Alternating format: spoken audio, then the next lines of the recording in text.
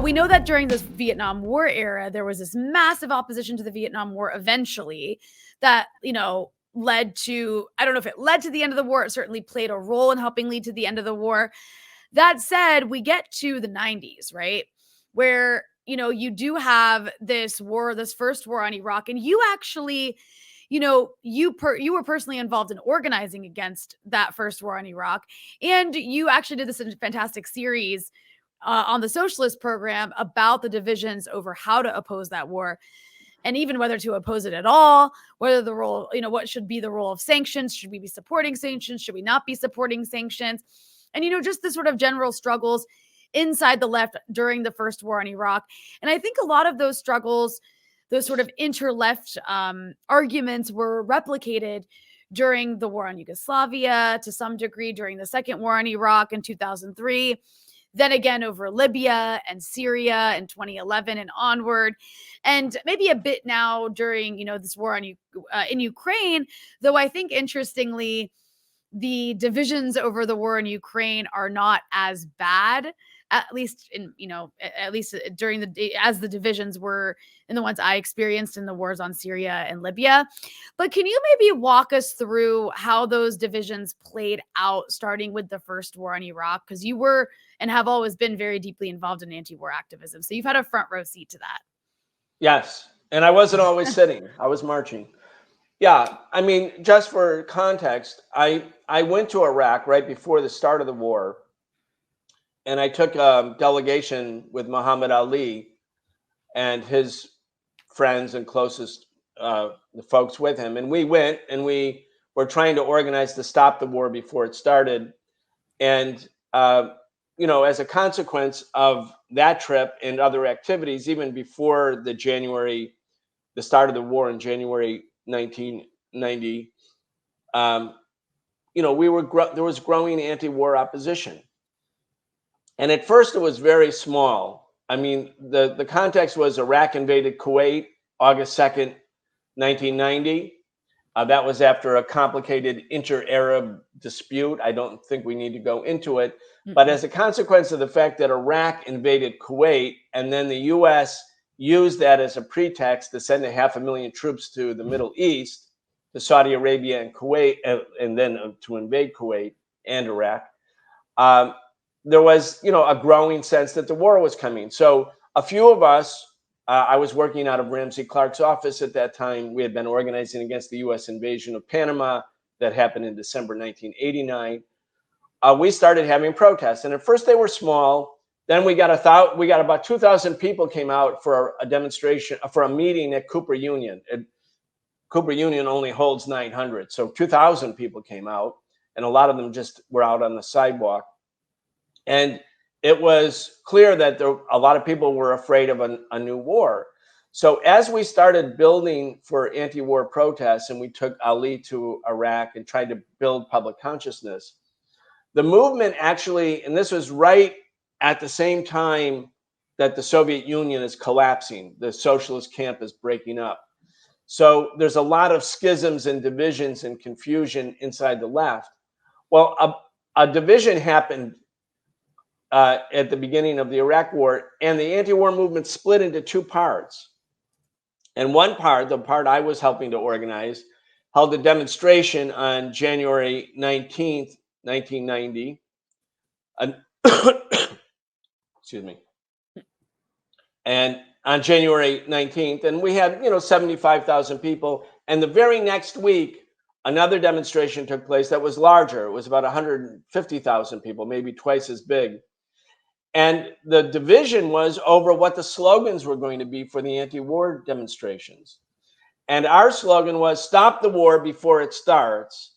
And the other coalition, again, which was larger, and which included very formidable parts of the left who had been, some of whom had been associated with socialism and communism, marched under the banner, "Sanctions, not war." And people were like, what? They were demanding sanctions? We're like, yes. The anti-war movement, the dominant part of the anti-war movement, the majority, we were a substantial minority, but the people who marched the next week, they marched under American flags. It wasn't hammers and sickles. It wasn't left-wing flags. They had banners, painted banners and American flags chanting sanctions, not war. And that was a really, really important moment for the US left, because our argument, of course, was like, sanctions are war. And the US had already sanctioned Iraq. And we could see even, and as all of the US military leadership later admitted, the point of bombing downtown Baghdad and bombing the water system and bombing the sewage system and destroying the infrastructure in Iraq was to supplement the strength, the impact of sanctions. Because if you deprive people of the things needed to maintain a modern society by sanctions, and then you bomb them, and then they can't rebuild them. And as a consequence, Iraq at the end of the war couldn't rebuild. Mhm. And they were sanctioned, so they couldn't import spare parts, new infrastructure. They couldn't import anything. Sanctions lasted all the way up until March 19, 2003, when the US actually invaded again. And the UN said at that time, during that time, about 5,000 Iraqis died each month. 5,000. And most of them were babies. I went to Iraq. I was in the emergency rooms. I was sitting with mothers with their little shriveled up babies who were literally dying as we spoke to them. And they were dying from things like diarrhea, completely treatable problems. They were drinking unsafe, impure water, getting diarrhea and dying, and there was no medicine. And that was sanctions. That was a deliberate sort of slow motion genocide against a helpless people, because who do sanctions really kill? They kill the babies and they kill their grandparents. They kill the weakest, most vulnerable parts of society.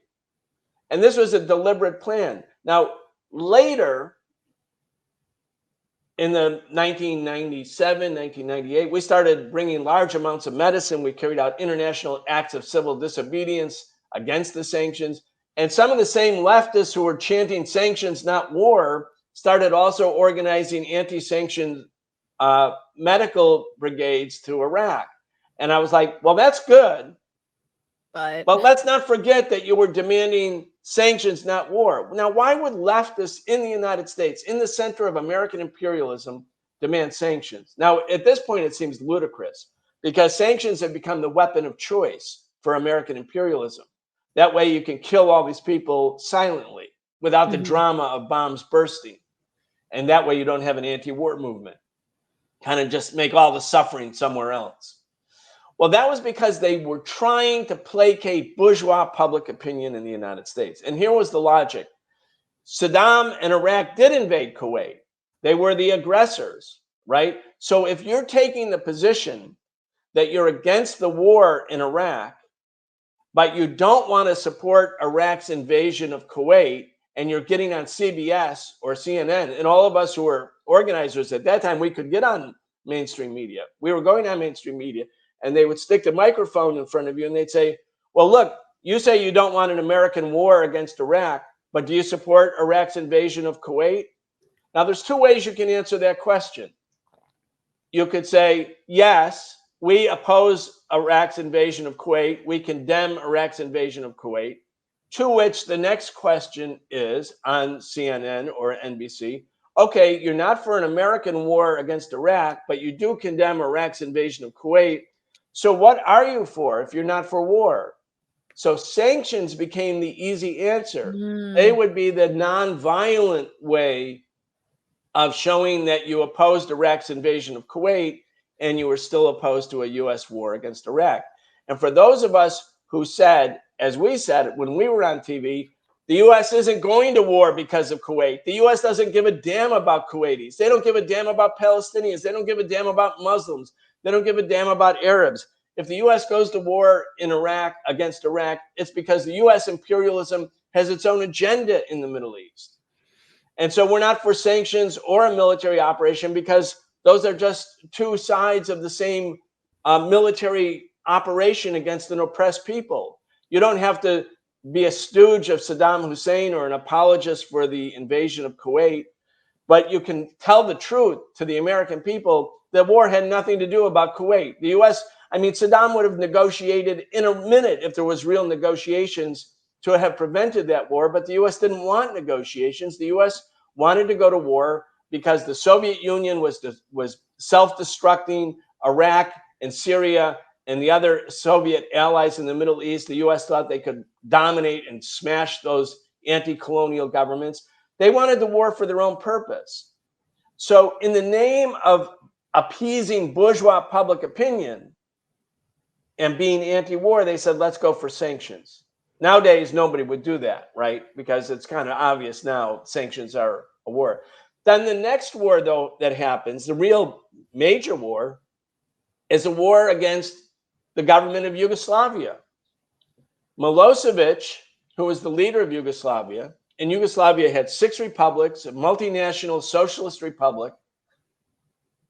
It was the only government in Eastern Europe after the fall of the Berlin Wall and the Soviet Union that retained a socialist government.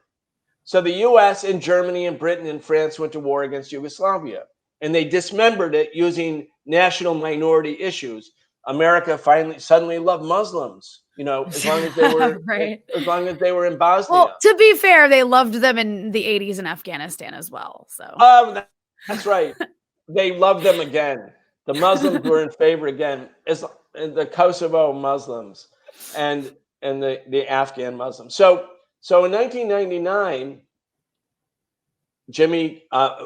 Bill Clinton is the president. And all the governments in Europe are social democratic governments. They're not right-wing governments. They're social democratic imperialist governments. Mm-hmm.